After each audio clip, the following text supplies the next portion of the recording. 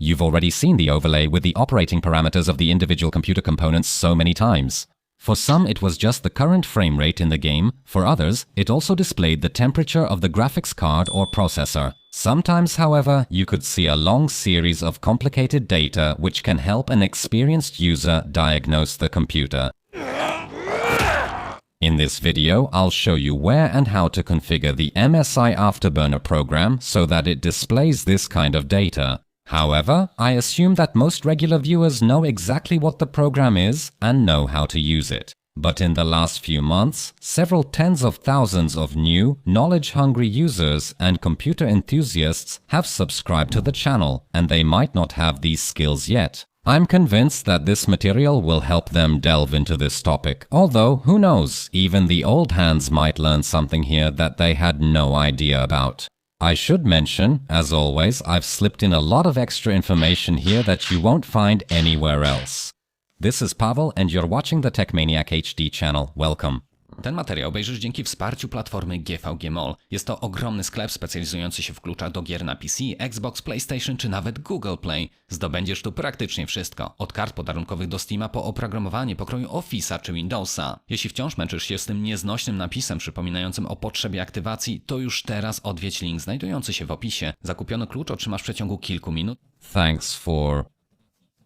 Legalizuje Twoją wersję systemu, ale także pozwoli Ci na bezproblemowe przejście na Windows 11. Pakiet Office aktywuje And for... Twojego konta w równie prosty sposób, a z kodem TMHD otrzymasz dodatkowe 20% zniżki, które przy okazji różnych świąt i wydarzeń potrafi wzrosnąć do 30%. Przestań przepłacać i już teraz odwiedź stronę. Let's start with the basics, that is, what Afterburner can do, because very few people know all of its features. It's widely known that it allows you to change and adjust settings such as GPU core clock, VRAM clock, and power limit. Thanks to these three basic sliders, we can quickly overclock the GPU to achieve a higher frame rate in games. So check to make sure the game runs smoother, because by setting everything to the maximum, we can actually make things worse rather than better. Wait, what? But don't worry, in this series of tutorials, you'll learn how everything works together so you can properly diagnose and identify your computer's weak points, which in turn will lead to better optimization. The curve editor option is used to apply clock speeds to their corresponding voltages. I discussed this feature in depth in the material dedicated to undervolting. For those interested, I recommend checking it out. MSI Afterburner also allows you to change the fan speed in relation to the temperature. Running benchmarks, calculating average FPS, and many other things. For example, not many people know that this program allows you to capture and record video, whether from a game or from the desktop. It's an interesting option if you don't want to install separate software like OBS. By clicking the button with the letter K in a circle, we'll go to a page that allows us to download a program called Combustor. Once it's installed, that same button will let you launch it quickly. Combustor is an advanced tool used to check the performance and stability of graphics cards. If you want to test a used graphics card or even a gaming laptop before buying it, this program will help you with that. By fully stressing the graphics card, you can easily discover where the cooling performance limit is or whether the thermal paste needs to be replaced. By choosing a test that generates a higher frame rate, you can check if the card's coils are making excessive noise. In Combustor, you can also test whether the card's VRAM is working stably or if it is overheating. There's even an option here to fully load any number of CPU threads.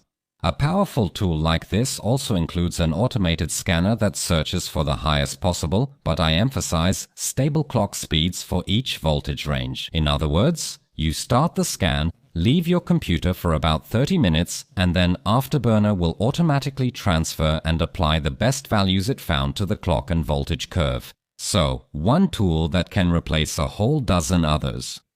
However, you want to launch and display the on-screen overlay, which allows you to monitor all your computer's parameters. And yes, I promise we'll get to that in just a moment. But before that, I'll show you where to download the program from and discuss a few really important issues related to it. Afterburner should be downloaded from MSI's official website, and under no circumstances should you look for it from other sources. This tool has been targeted by numerous hacker groups. In the last 3 months of 2022, more than 50 of these groups were identified. The modified application looks the same. It does the same thing, but at the same time it captures the user's password or mines cryptocurrency in the background. That's why I'll include the official link to the latest version of the program in this video's description. It's also worth adding that the person who develops the Afterburner program lives in Russia, and due to the sanctions imposed on that country, all updates are currently uncertain. If anything changes, I'll try to inform you about it in a thread on my website, TechManiac HD, but getting back to the installation topic, you'll notice here a default component included called RivaTuner Statistics Server. And no, it's not a program that, to put it bluntly, clutters up your computer or adds any shady sites to your browser. It's actually RTSS that handles displaying information on the screen, while Afterburner just provides it with the metrics. Fortunately, both programs don't take up much disk space, so I'd suggest leaving them anywhere on the C drive. When you launch the program, you'll see a window like this. First, let's make sure the correct graphics processor is selected. To do this, click the gear icon and expand the drop-down menu. Many laptops have two graphics chips. The first one is a basic low-power chip, and the second is a dedicated, much larger and more powerful chip designed for heavier tasks, such as gaming. Here, just a bit below, it's worth unlocking voltage monitoring. After applying the settings, restarting and returning to the main window, there are a few more things worth mentioning. It may happen that even after unlocking voltage monitoring, it still won't be read correctly. The fact is, well, not all features will be available for everyone. For example, on laptops, we can't change the fan speeds for the GPU because, as you know, laptops don't have fans dedicated just for the graphics processor. Besides, many graphics chips, both in mobile and desktop computers, also don't allow you to increase the power limit. It is responsible for limiting the maximum amount of power that the chip can draw. Increasing this value can allow for higher clock speeds, which in turn results in better performance, but at the same time it will also raise the temperatures. Check out how it appears in this example. An RTX 3070 Ti under load in a laptop consumes 115 W. After raising the limit to 130%, it draws 150 W. That's a lot more heat to dissipate, and that's why not every graphics card manufacturer, let alone laptop manufacturer, will give us this option, because the cooling system itself might not be ready for it. And if you're wondering what that black window showing a graph from so many sensors is, let me tell you that you can activate it by clicking the last icon on the Afterburner toolbar. It's also worth mentioning that although this skin seems clear, there are many others built into the program. To browse them, go into the settings. At the end, there's a user interface tab where you can choose the skin you're interested in. Many people, including myself, most often use the Cyborg white skin, which you can see on the screen now. In case you watch my next tutorials, it's good to know how to switch to it. Below the skin selection, there are two sliders. The first one is used to adjust transparency, and the second one to enlarge the interface, just in case the Afterburner window itself is too small. For example, when your screen has a higher resolution, if scaling doesn't work properly, you'll find a related tutorial on my website. The tutorial is in the description. 3 additional buttons are at the bottom of the default skin. They are Reset to Default Settings, in case we change something and aren't sure about it. The middle one, with the floppy disk icon, allows us to save the current settings to any of the 5 available profiles. The last button is used to apply the changes made. This is very important because when adjusting all the settings through the Afterburner graphical interface, it's easy to get carried away. All these sliders or curves can accidentally end up where they shouldn't, and if these changes were applied in real time, well, it would be very stressful. This way, you can calmly adjust all the parameters, and only when you're sure you want to apply the changes, you confirm them with that last button. On the other hand, if you want one of the saved profiles to load automatically when you start the program, just click this icon with the Windows logo. However, the program itself does not start automatically with Windows by default. If you have a desktop computer, I recommend you activate this feature. You can find it on the first Settings tab. But why do I recommend enabling Afterburner automatically only for desktop computer users? Let me explain. I tested several different gaming laptops, and regardless of the model or brand, leaving Afterburner running in the background caused excessive power consumption. and as a result, much shorter battery life. It frequently wakes up the dedicated graphics card. After all, Afterburner monitors the card's sensors, and to do that, the card has to be active. It makes sense. In my case, the dedicated NVD chip would turn on about once every 5 seconds and stay on for about 5 seconds as well. Although sometimes this cycle could last even twice as long, and the dedicated chip in my laptop consumes about 25 watts of power. That's quite a lot, because the whole laptop without the GPU waking up like this, when Afterburner is closed, consumes an average of 17 watts. Yes, and that's with the screen on, so with Afterburner running in the background, the power consumption goes from 17 up to nearly 40 watts. If you play a lot on your laptop and it's always plugged in, then there's nothing stopping you because it doesn't really matter that much. When disconnecting your computer from power, remember to close the program manually. These 2 clicks can double or even triple your laptop's battery life. Alright, so we've already covered the most important basics. Let's finally move on to the topic of monitoring sensors and displaying this data on your computer screen. So let's move on to the on-screen display tab. In the first field, we can assign any key or key combination to turn the overlay on and off. In the second and third fields, it's basically the same thing, just separated. Here you have to decide for yourself which key or key combination won't conflict with the games or programs you use most often. Some people prefer square brackets, others F12, and still others a combination of Ctrl, Alt, Shift, and something else. So you have complete freedom here. Just remember that a more complicated combination doesn't necessarily mean it will be better. We often crouch, shoot, or, throw grenades in games using Alt and Control. That's why here I'll choose the open square bracket key to activate the overlay, and the close bracket key will hide the overlay. Next, confirm the settings by pressing the OK button, then launch the overlay by pressing the key or key combination you assigned. I still won't see anything on the screen, but this way the overlay will be ready to receive data for display.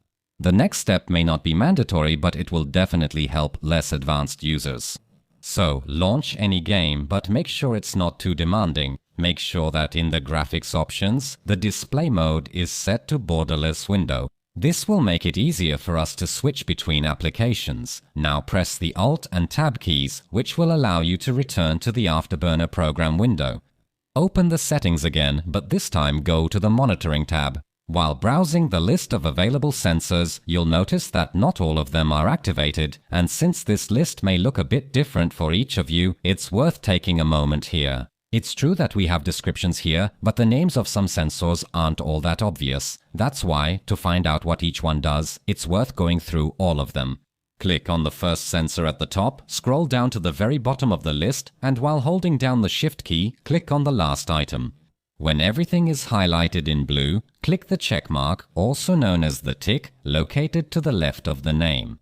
This way, all the sensors will be activated, but still nothing is visible on the screen. Well, to transfer data from these sensors to the OSD, that is, to the on-screen display, select, for example, the first sensor and click the check mark next to the option labeled Show in On-Screen Display. Now just press the apply button and there you go, success. At least that's how it should look if we've done everything correctly. Go through the remaining sensors in exactly the same way. If you want, you can do it one by one or select several at once by holding down the control button. You can also do it with Shift by selecting a range from one item to another. Just like here on the laptop, I also activated GPU 1, which in my case is the weaker graphics processor. The information about its status is rather unnecessary for me, so everything assigned to it I will completely exclude from any monitoring, this time by unchecking the box on the left side. When it comes to the number of sensors, really, listen, there's no need to go overboard. This data should never overwhelm you. You display them for yourself for diagnostic purposes, and at least at the beginning, it's best to activate only those you understand yourself. CPU load, GPU load, or temperature are easy to understand. On the other hand, data such as the voltage supplied to the graphics processor or the level of bus usage might be more distracting than helpful here, especially for people who are just getting started with computer diagnostics. That's why I would advise you to leave only the basic parameters here. For example, if you see that the game isn't running smoothly, by observing the data from these few factors, it will be easier for you to catch whether the problem is maxed out RAM, VRAM, which is the memory on the graphics card, or maybe the poor performance of the game is caused by a weak, heavily loaded processor. Quite often, high temperatures are also the cause of slowdowns. Displaying these few basic sensor data can already be a huge help for us in diagnosing and ruling out a potential problem. However, the topic of in-depth analysis involving the observation of current and recorded data from individual sensors will be left for one of the upcoming episodes. In addition to these few basic sensors, also activate the display of FPS and the graph showing the time between consecutive frames, called frame time. It's true that each sensor can also be presented in the form of a graph, and it looks pretty cool, but this way of providing information is most beneficial in the case of frame time. FPS only tells us how many frames were generated in a second, and of course this is very important information. However, even with high FPS, smoothness can still suffer a lot. Does it not make sense to you? Then listen carefully, because this is very important. Let's assume you have 60 frames per second, but what if all 60 frames were generated only in the first half of the second, and during the entire second half, not a single frame was rendered? Then you will definitely notice a microstutter, or even thousands of them during your session. That's why, even though the FPS might show a seemingly satisfying value, whether it's 6120 or even 500 frames per second, it doesn't matter if the delivery of new frames is disrupted. We perceive this as microstuttering, which in fact disrupts the sense of smoothness that we care about the most. That's why, along with observing FPS, we should also monitor the frame time graph. It's good when the time it takes to deliver new frames is as close to each other as possible. Spikes on the graph indicate longer times to generate individual frames, which will be perceived as microstutters. Again, I don't want to go too deep into diagnostics here because we'll cover that in future episodes. I can only reveal that the cause may lie in maxed out RAM. VRAM too, although the most common reason is an underperforming processor. In such a case, a pro tip is to set a frame rate limit.